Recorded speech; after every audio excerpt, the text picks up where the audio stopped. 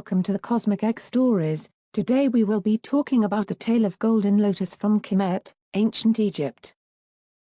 Seneferu, father of the king Khufu who built the Great Pyramid of Giza, reigned long over a contented and peaceful Egypt.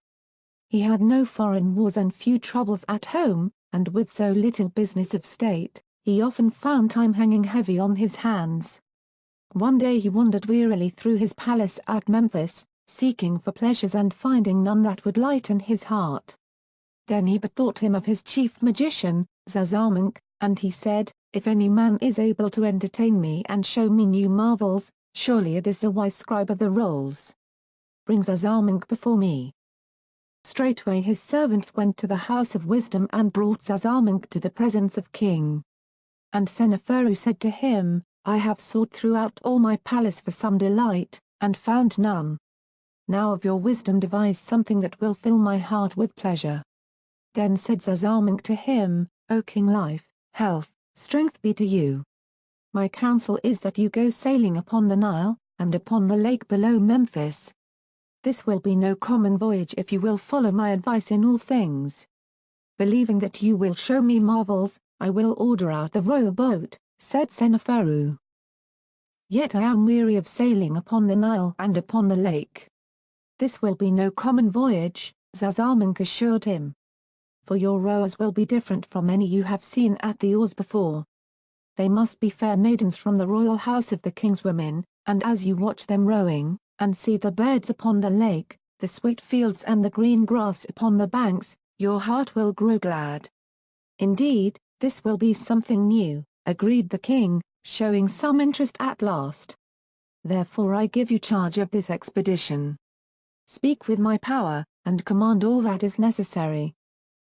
Then said Zazamankh to the officers and attendants of the king Seneferu, "Bring me 20 oars of ebony inlaid with gold, with blades of light wood inlaid with electrum.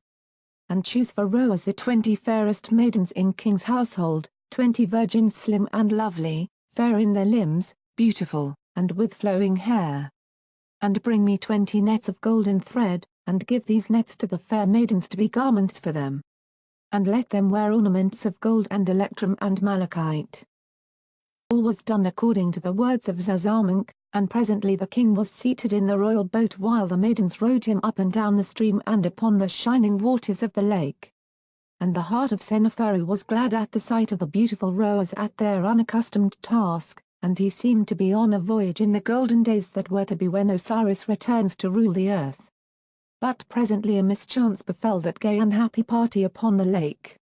In the raised stern of the royal boat 2 of the maidens were steering with great oars fastened to posts. Suddenly the handle of one of the oars brushed against the head of the girl who was using it and swept the golden lotus she wore on the fillet that held back her hair into the water, where it sank out of sight. With a little cry she leant over and gazed after it. And as she ceased from her song, so did all the rowers on that side who were taking their time from her. "Why have you ceased to row?" asked the king. And they replied, "Our little steerer has stopped, and leads us no longer." "And why have you ceased to steer and lead the rowers with your song?" asked Seneferu. "Forgive me, king, life, health, strength be to you," she sobbed. "But the oar struck my hair and brushed from it the beautiful golden lotus set with malachite which your majesty gave to me, and it has fallen into the water and is lost forever. Row on as before, and I will give you another," said Seneferu. But the girl continued to weep, saying, "I want my golden lotus back, and no other." Then said the king, "There is only one who can find the golden lotus that has sunk to the bottom of the lake. Bring to me Zazamankh my magician, he who thought of this voyage. Bring him here onto the royal boat before me." So Zazamankh was brought to where Seneferu sat in his silken pavilion on the royal boat. And as he knelt, the king said to him, "Zazamankh, my friend and brother, I have done as you advised. My royal heart is refreshed and my eyes are delighted at the sight of these lovely rowers bending to their task. As we pass up and down on the waters of the lake, and they sing to me, while on the shore I see the trees and the flowers and the birds, I seem to be sailing into the golden days, either those of old when Ra ruled on earth." or those to come when the good god Osiris shall return from the duat. But now a golden lotus has fallen from the hair of one of these maidens, fallen to the bottom of the lake. And she has ceased to sing, and the rowers on her side cannot keep time with their oars. And she is not to be comforted with promises of other gifts, but weeps for her golden lotus.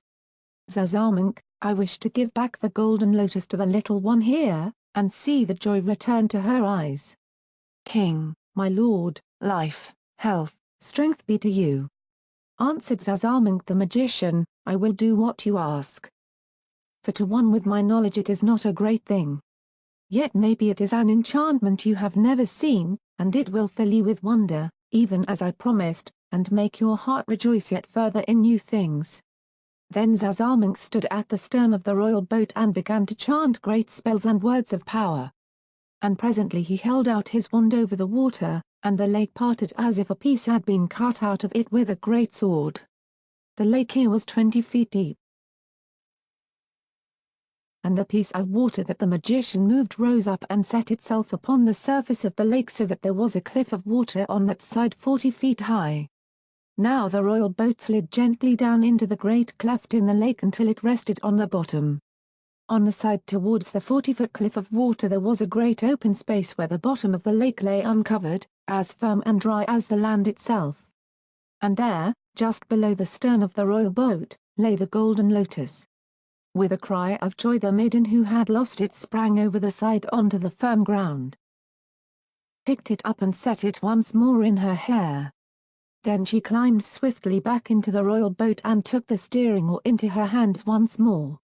Zazamankh slowly lowered his rod, and the royal boat slid up the side of the water until it was level with the surface once more. Then at another word of power, and as if drawn by the magician's rod, the great piece of water slid back into place, and the evening breeze rippled the still surface of the lake as if nothing out of the ordinary had happened. But the heart of King Seneferu rejoiced and was filled with wonder, and he cried, Zazamankh, my brother, you are the greatest and wisest of magicians. You have shown me wonders and delights this day, and your reward shall be all that you desire, and a place next to my own in Egypt. Then the royal boat sailed gently on over the lake in the glow of the evening, while the 20 lovely maidens in their garments of golden net, and the jeweled lotus flowers in their hair dipped their ebony and silver oars in the shimmering waters and sang sweetly a love song of old Egypt. She stands upon the further side, between us flows the Nile. And in those waters deep and wide there lurks a crocodile. Yet is my love so true and sweet, a word of power, a charm, the stream is land beneath my feet and bears me without harm. For I shall come to where she stands, no more be held apart. And I shall take my darling's hands and draw her to my heart. That's all for today, stay tuned for more and thank you for watching.